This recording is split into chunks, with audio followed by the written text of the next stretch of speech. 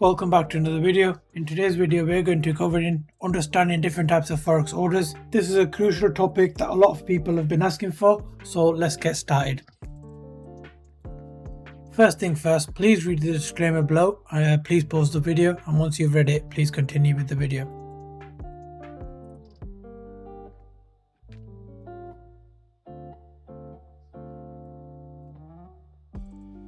I'm hoping that you guys have read the disclaimer by now, so let's get started. As you know, a lot of people have been asking for different types of Forex orders and how they work. It's really crucial that we understand these Forex orders and how each one has an impact on our trading, and how does each order operate in the Forex market. Because then we need to know which one is the best one for us. We need to pick the right order for the right type of order that we're going to place in the Forex market. And it's really important that we understand the difference between each one of them, and to know which one works the best based on our strategy, which one works the best based on our trading style, and so on and so forth. So let's get started. As you know, in Forex world, there's different types of orders. You can use these for exit and entry. Most of the orders are used for entry. A lot of the orders are used. Some orders are used for exit.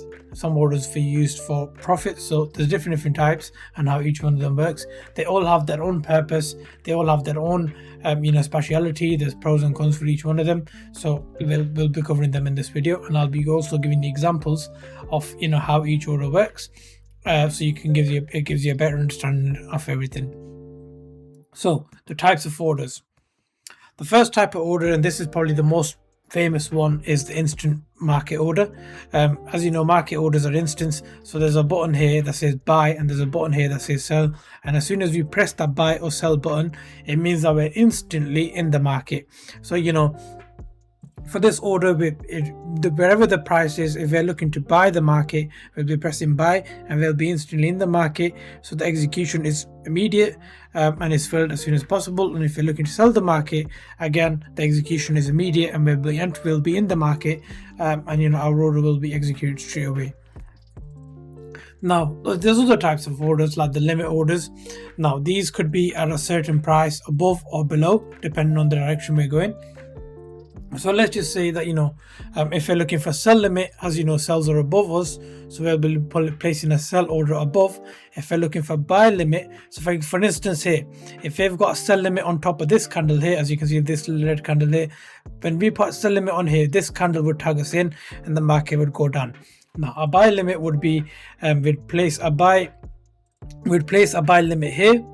For instance, this long line here, and as soon as this candle comes down, it'll tag us in, and then it'll get us into the buying position. So this is different compared to the instant order, because if the price is here and we press buy, then we'll be instantly in the market. But if you're looking for buy limit, then it has to be below the price for the price to get there, tag us in, and then it can make its way up.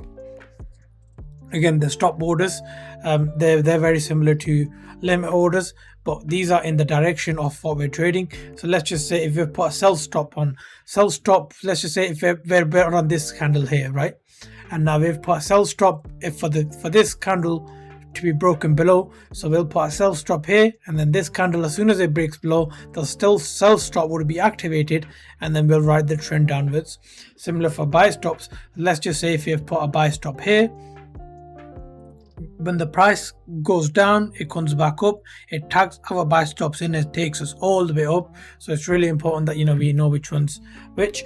Buy stops are usually they go in the direction that we're looking to trade. So let's just say sell wise, we'll be looking for sell stops, and buy wise, we'll be looking for buy stops. So it's not instant, it's at a break or it's at a breakout, and it could be with a lot of momentum as also. We get the benefit of the momentum, because once it breaks in 9 times out of 10 it breaks quite powerfully, but sometimes it could be a false breakout as well. And then let's just say here, if you put a buy stop here and now this tagged us in, but that was a false breakout, and the price hasn't went against us and it stops us out probably here, which I'll be getting into now. So sorry about that. So stop loss orders are basically the maximum amount of loss that we're willing to take in the market. Again, like I was explaining to you, let's just say if you've entered a buy position here, our stop loss will typically be below this candle here, and then it'll get stopped out, meaning that we're only prepared to lose this amount of money. So we're not willing to lose all this amount, because we'll be stopped out here, and that's the maximum amount of risk we're willing to take. So what the market will do is, market will take you out here.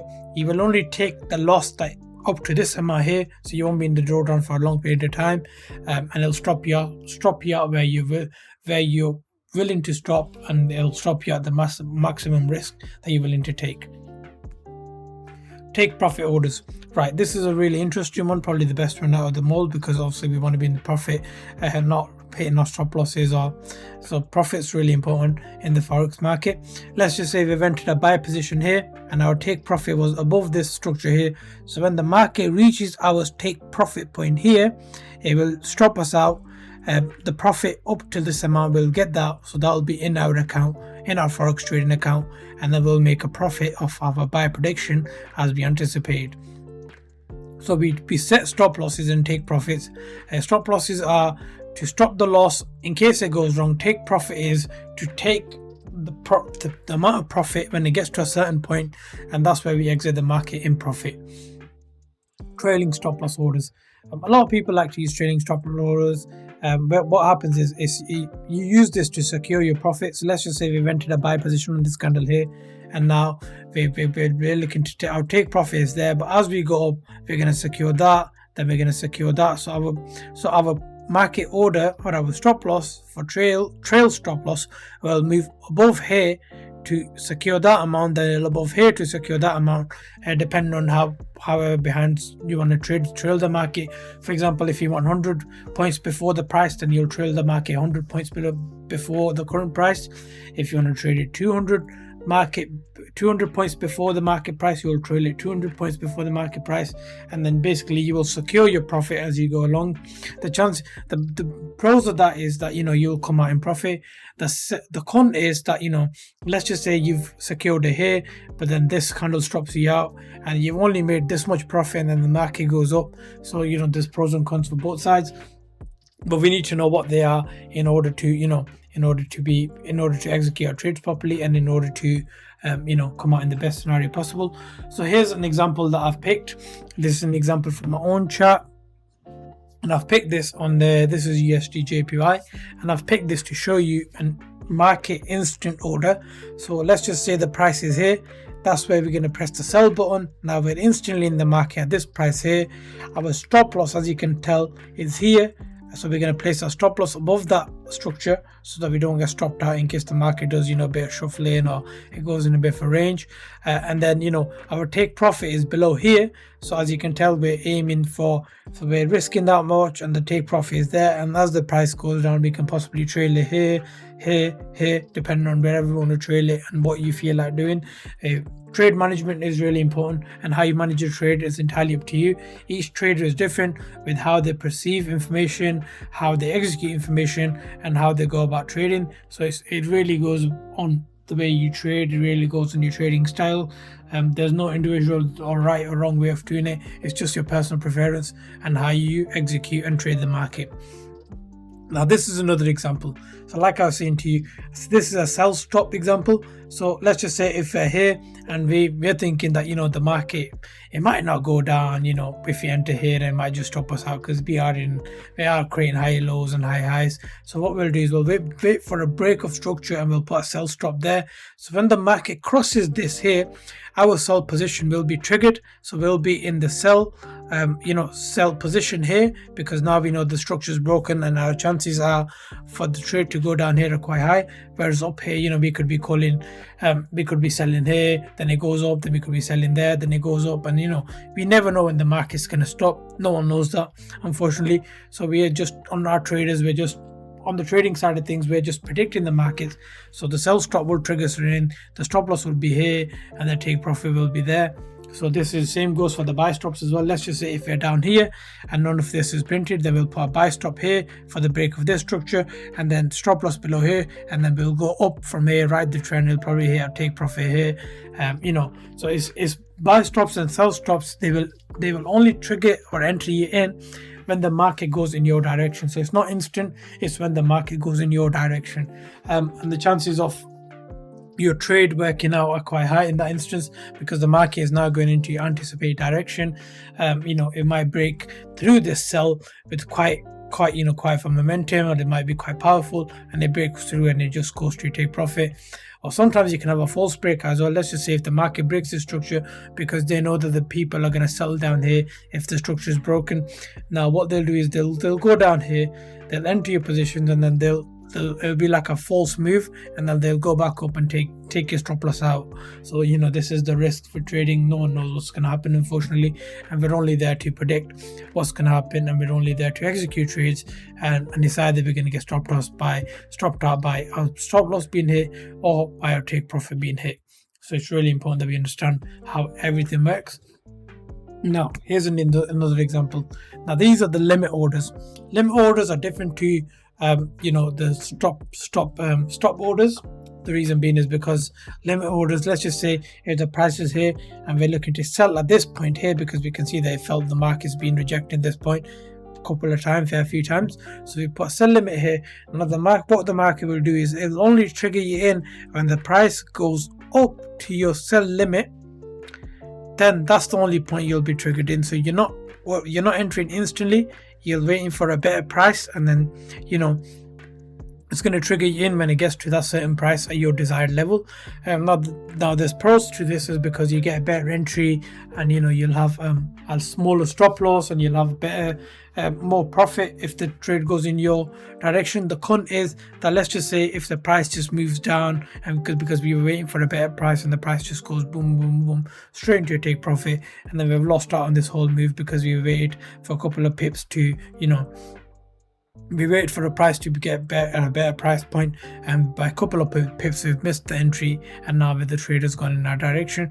So with buy limit, again, let's just say if you put a buy limit down here, so this point here 137,500, and the reason we put a buy limit here is because the price has moved from here before. Now the price will only you will only be triggered in if the market gets to this point. So the market will get to there, it'll tag you in, your stop loss will probably be below here, your take profit would be above here, and then that'll go and hit your take profit.